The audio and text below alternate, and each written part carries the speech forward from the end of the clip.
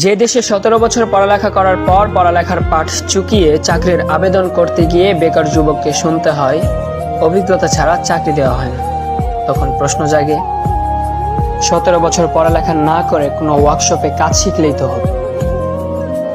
যে দেশে পাশ করার 4 বছরের মধ্যে বিয়ে করতে গেলে পাত্রীর মা প্রতিষ্ঠিত পাত্রের দোহাই দিয়ে বিদায় করে দেয়, তখনও প্রশ্ন আসে 17 বছর পড়ালেখা না করে ব্যবসার চিন্তা করলেই তো হতো, কারি কারি টাকা থাকতো।